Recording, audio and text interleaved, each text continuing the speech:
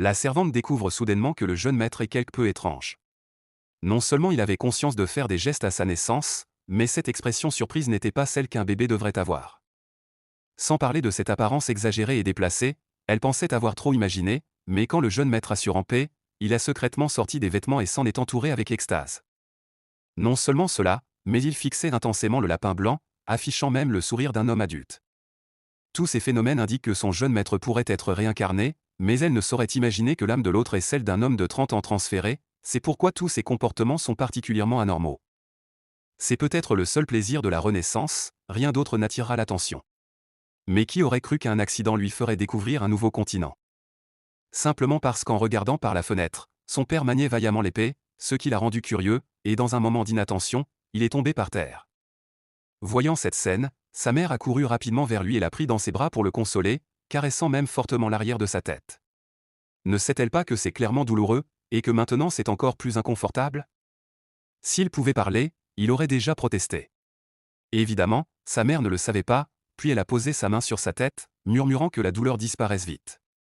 Il pensait que ce n'était qu'une ruse pour calmer un enfant, mais un miracle s'est produit. Voyant cela, Rudy a réalisé que sa mère n'était pas atteinte de la maladie du collégien, mais qu'il avait d'abord cru être encore sur Terre, alors que c'était un monde d'épée et de magie. Cette découverte a immédiatement fait briller ses yeux, se demandant si les réincarnés avaient un avantage. Cependant, ce n'est que lorsqu'il a pu se tenir debout qu'il a pu chercher la magie dont il rêvait. Bien que ce qu'il puisse faire soit limité, c'était suffisant pour explorer. Ainsi, il s'est rendu devant le coffre au trésor dans le petit entrepôt, puis a essayé d'ouvrir le couvercle, mais sa taille n'était pas suffisante et il est accidentellement tombé dans le coffre. Il pensait trouver de l'or et de l'argent, mais c'était en fait des livres épais, et en plus c'était de la magie qu'il aimait. Mais juste au moment où il allait les regarder avec enthousiasme, imaginant des scènes de lancement de magie, il a été vaincu par la réalité. Bien qu'il comprenne la langue de ce monde, il ne pouvait pas lire ses caractères. Rudy n'avait vraiment pas d'autre choix que de demander l'aide de son père, et cela est devenu une petite histoire avant le coucher. Il pensait peut-être que leur fils était simplement intéressé, mais ne s'attendait pas à ce que Rudy, après seulement quelques années d'écoute, puisse comprendre tous les textes, et même réciter secrètement selon le livre. Le résultat a provoqué un changement, un courant chaud s'est élevé de ses pieds et s'est instantanément condensé en une boule d'eau, mais comme c'était la première fois qu'il contrôlait cela, la boule d'eau est tombée directement au sol. Voyant cette scène, il a rapidement trouvé un chiffon blanc et a essuyé rapidement les traces d'eau pour éviter d'être considéré comme malpropre. Puisque c'est ainsi, il suffit de s'entraîner vers la fenêtre pour ne pas causer de problème. Cependant, après avoir essayé, il a découvert un phénomène étrange, l'eau ne pouvait pas être lancée dehors, ce qui a plutôt créé une situation embarrassante. Quand sa mère l'a découvert, elle l'a directement réprimandé pour ne pas être allé aux toilettes et avoir mouillé son pantalon, ce qui a vraiment attristé Rudy. Mais il s'est rapidement ressaisi et a continué à chercher la raison pour laquelle il ne pouvait pas lancer la magie. Cependant, après un long entraînement, il ne pouvait que libérer la magie sans pouvoir la projeter. En revanche, sans incantation, il pouvait produire de l'eau en masse. En s'entraînant ainsi de manière répétée, il a finalement découvert la raison, c'était parce qu'il n'avait pas augmenté la vitesse et la trajectoire de lancement, ce qui faisait que la boule d'eau restait immobile. Après avoir continué à essayer, il a finalement vérifié son hypothèse. Depuis lors, la magie initiale est devenue progressivement maîtrisée, et il a voulu essayer l'ultime.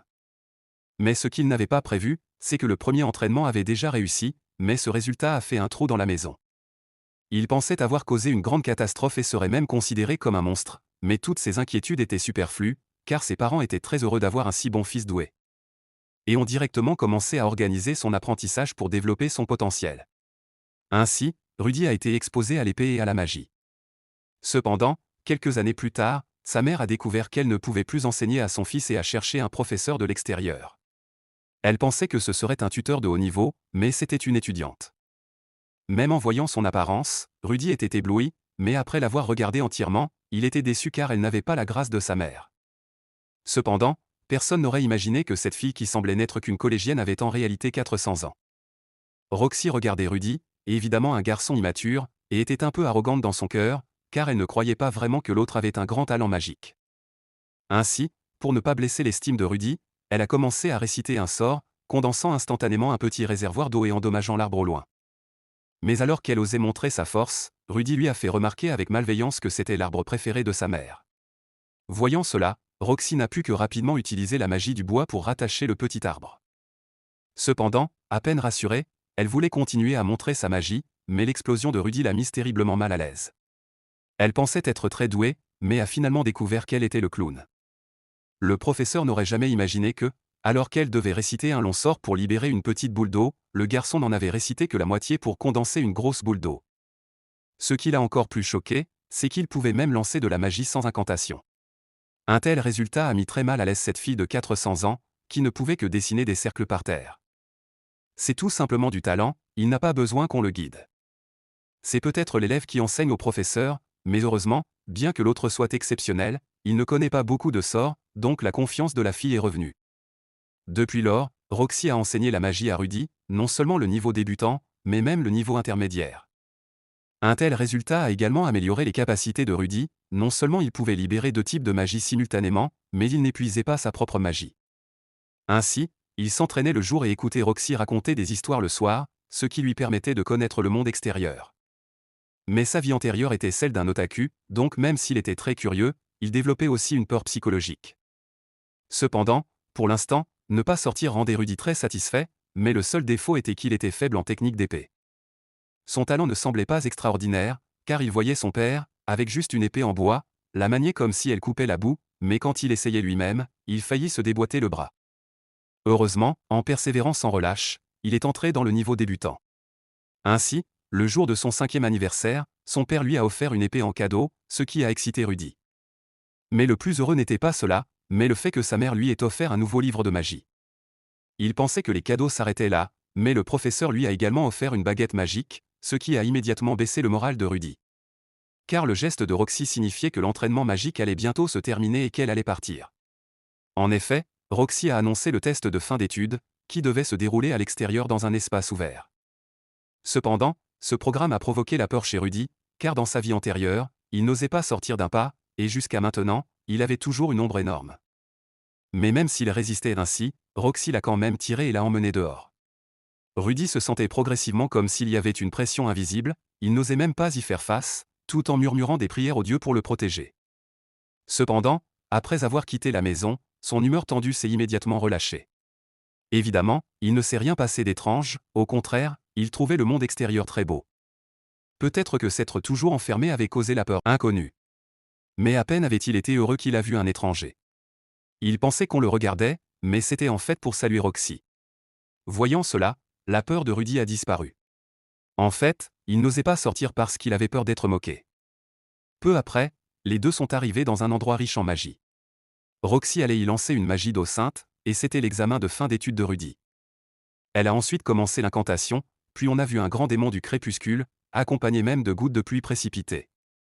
Non seulement cela, mais il y avait aussi un énorme éclair, mais malheureusement, il n'est pas tombé dans l'espace vide, mais a plutôt blessé un cheval blanc. Voyant cela, Roxy s'est empressée de le soigner. Bien qu'il y ait eu un petit accident, cela n'a pas interrompu l'examen de Rudy. Il a ensuite sorti la baguette magique offerte par le professeur, puis selon les instructions de l'autre, a commencé le contenu de l'examen. Il pensait que ce serait aussi du tonnerre sans pluie, mais cela a dépassé les attentes. Quand le vent s'est calmé, les environs étaient complètement dévastés, ce qui signifiait que Rudy avait eu des problèmes. De retour à la maison, Roxy a offert un collier à Rudy et a choisi de quitter cet endroit. Bien qu'il soit réticent à la voir partir, Rudy savait qu'il ne pouvait pas la retenir. Peut-être se reverrait-il à l'avenir quand il grandirait. On peut dire que Roxy lui a appris beaucoup, non seulement des capacités magiques, mais aussi à surmonter ses peurs psychologiques. Il l'aimait même un peu, mais très vite, à cause de l'apparition d'une personne, elle a occupé son cœur. Le garçon n'aurait jamais imaginé que, simplement parce qu'il était rentré à cette heure du soir, son père l'avait violemment giflé, exigeant même des excuses sincères, pointant du doigt que le voisin était venu se plaindre, l'accusant d'avoir intimidé son fils. Mais il n'aurait pas imaginé qu'en se basant uniquement sur ce qu'il avait vu et entendu, sans donner au garçon la chance de se justifier, c'était un comportement si erroné. Voyant cela, le garçon ne s'est pas mis en colère, mais a répondu avec sarcasme. Comme il avait vu l'enfant du voisin intimider quelqu'un, il l'avait sévèrement puni. Qui aurait cru qu'honorer le nom de la famille était une mauvaise décision? Alors plus tard, quand il grandirait, il n'admettrait pas être de la famille de Paul. En effet, la logique du voyageur temporel a directement fait prendre conscience au père de son erreur.